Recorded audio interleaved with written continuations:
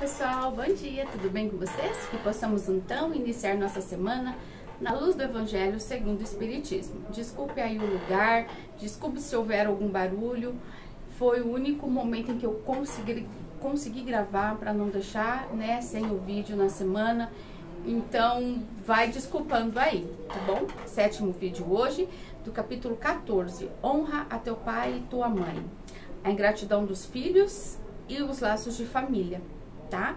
Então, é o 4º vídeo, é o último vídeo do texto, porque era um texto bem comprido, tá? Então, no vídeo anterior, nós terminamos falando da bondade de Deus, né? Que nunca nos deixa desamparados se há verdadeiramente o arrependimento, né? Então, quando há o arrependimento real, Deus sempre tem um abraço, nos acolhe nos seus braços fraternos, como o filho pródigo, né, que se lança aos seus pés, desde que haja realmente o arrependimento. E agora nesse nós falaremos das provas. As grandes provas são quase sempre o indício de um fim de sofrimento e de um aperfeiçoamento do espírito, desde que sejam aceitas por amor a Deus. Então, muitas vezes, o que a gente considera difícil realmente mas é aquela prova, aquela situação difícil, é aquilo que vai me aperfeiçoar, é aquilo que vai me ajudar a me depurar, me melhorar, é aquilo que vai fazer diferença na minha vida. Então, por mais difíceis que sejam as provas, ela é extremamente necessária para a evolução do espírito. É um momento supremo e é nele, sobretudo, que importa não falir pela murmuração, se não quiser perder o fruto da prova e ter de recomeçar. Então, de nada adianta eu fazer uma prova reclamando, murmurando, porque eu corro o risco de ter que fazer novamente. Então, se já estava trabalhoso, imagina ter que começar de novo e fazer. É como para o atleta, né? A prova é difícil para o atleta, mas é para ele uma superação, uma evolução. A mesma coisa é esse tipo de prova para nós, para o nosso espírito.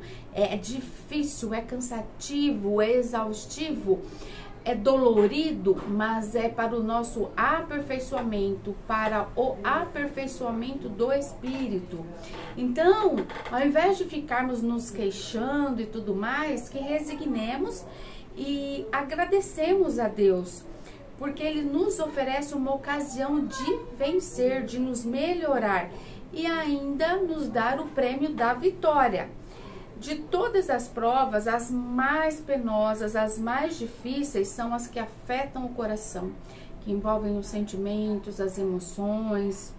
E aquele que suporta com coragem a miséria das privações materiais, sucumbe ao peso das amarguras domésticas, esmagado pela ingratidão dos seus. Então, é uma situação de difícil convivência, né? Quando tá ali no seio familiar, a convivência com pessoas ingratas, quando você faz tudo que você pode fazer, faz com amor e recebe a ingratidão. É difícil mesmo isso, porque as provas mais difíceis, como foi dito, são as que envolvem o coração. O que pode reerguer a coragem moral nessas circunstâncias é o conhecimento das causas do mal. Porque quando você conhece, é mais fácil de você entender e lidar com isso.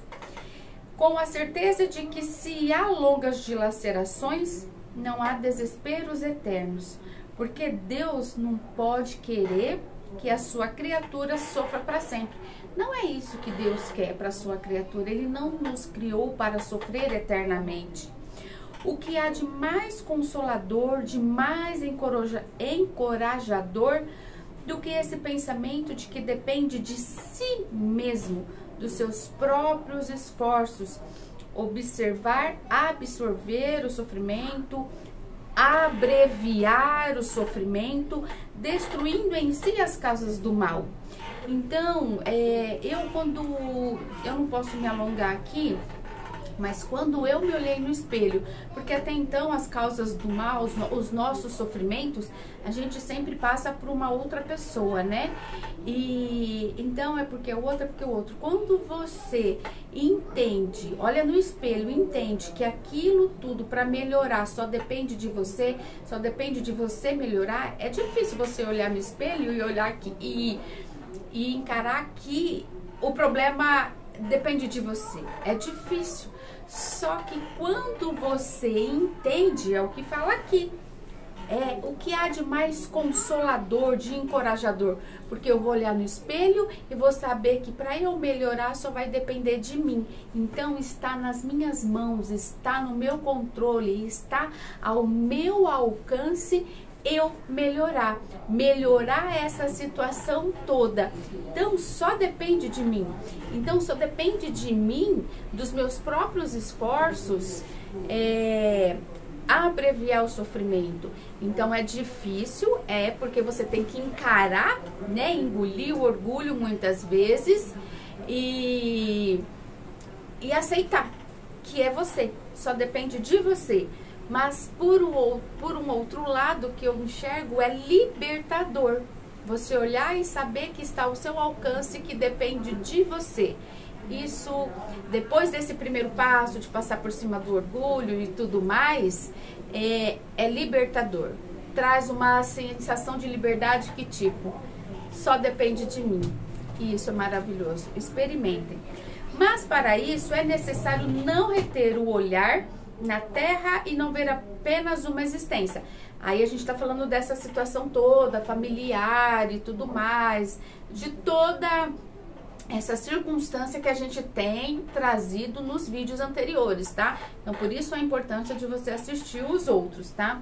Então, é necessário a gente se elevar, parar no infinito, acima do presente. É o passado e o futuro. E não só o momento de agora, é ter um olhar amplo para o passado e para o futuro, para entender tudo o que está acontecendo. Se eu olhar somente no agora, eu não vou conseguir identificar, eu não vou ter a clareza que eu preciso ter, né? O esclarecimento que eu preciso ter. Então, quando eu tenho isso, que eu abro a minha visão, olho para o passado, olho para o futuro, a justiça de Deus se revela. Porque Deus é bondade e justiça. E Ele quer que a criatura evolua e não fique sofrendo. Então, a justiça de Deus é revelada, né? Ela se revela aos nossos olhos. E então, aí a gente vai ver o verdadeiro sentido dos laços familiares, dos laços da família. Não os laços frágeis da matéria. Não essa matéria, não essa convivência do dia a dia. É isso, vai ampliar, né? Como diz aqui, a justiça de Deus se revela aos nossos olhos e então veremos o verdadeiro sentido da família, dos laços familiares, mas não esses laços frágeis. Os laços frágeis materiais que ligam os seus membros, mas os laços duráveis do espírito, que se perpetuam, se consolidam ao se depurarem, em vez de se quebrarem com a reencarnação. É construída uma relação que se perpetua e não se quebra com reencarnação. E os espíritos cujos gostos são similares, né, identidade de progresso moral, de afeição, eles se reúnem, formam famílias. Porque há uma afinidade, há uma identificação. Esses mesmos espíritos, nas suas migrações terrenas, eles se buscam para se agruparem, como faziam no espírito, porque a afinidade, os gostos são similares, se identificam. Então, aqui, né, nas migrações terrenas, eles fazem a mesma coisa, buscando se agrupar, dando origem, então, às famílias unidas e homogêneas. E se nas suas peregrinações ficam momentaneamente separados, mais tarde eles se reencontram, felizes por seus novos progressos. Então, se eles ficam momentaneamente separados, quando eles se reencontram, imagina que bacana, né? Quando se reencontram, tal qual uma viagem que cada um fez, quando todo mundo se encontra, conta do que aconteceu, o que foi legal, o que foi bacana. Então, aqui é dividido, compartilhado os novos progressos. Mas, como não devem trabalhar somente para si, não é somente, a gente não trabalha somente para nós, Deus permite que os espíritos menos adiantados venham encarnar-se entre eles, a fim de aurirem, né, conselhos e bons exemplos, para eles poderem ter esses exemplos de boa conduta, da evolução, de boa convivência. Então, Deus permite que os menos adiantados estejam com os mais para o aprendizado desses menos adiantados, dos menos evoluídos.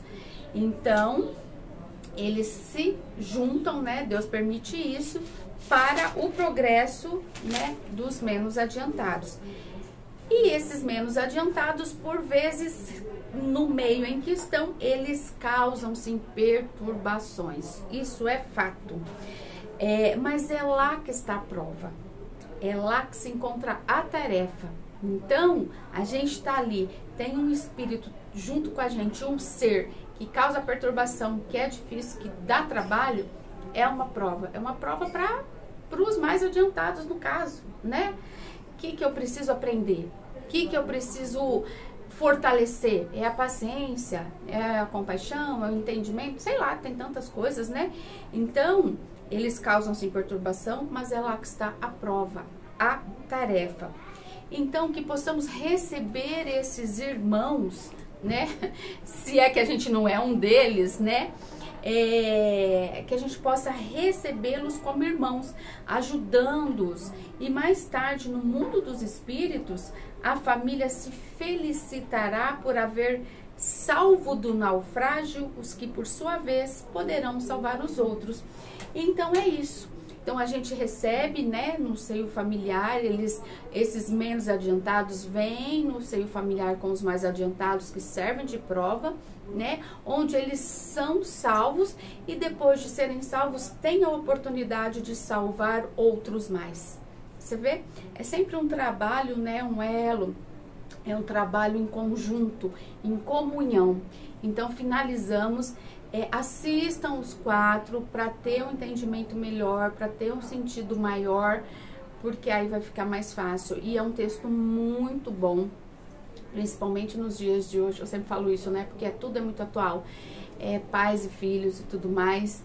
E questão de ter o aprendizado, porque muitas vezes a gente fala de receber um menos adiantado, onde às vezes a gente é o menos adiantado, no caso, a gente é o que dá trabalho, a gente não sabe. Então é importante a gente ter essa sensibilidade, esse senso de realidade, de olhar como eu estou sendo no meu seio familiar.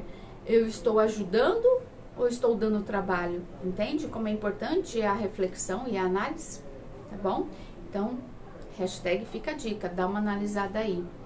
Um beijo no coração de cada um, beijos de luz. Gratidão sempre, que Deus abençoe grandemente a semana. E desculpa aqui o cenário. E por outro lado, eu acredito que nada é por acaso. De repente eu precisava fazer esse vídeo aqui hoje. Mas enfim, que a gente possa ouvir a mensagem com o coração. Tá bom? Beijos, fiquem com Deus.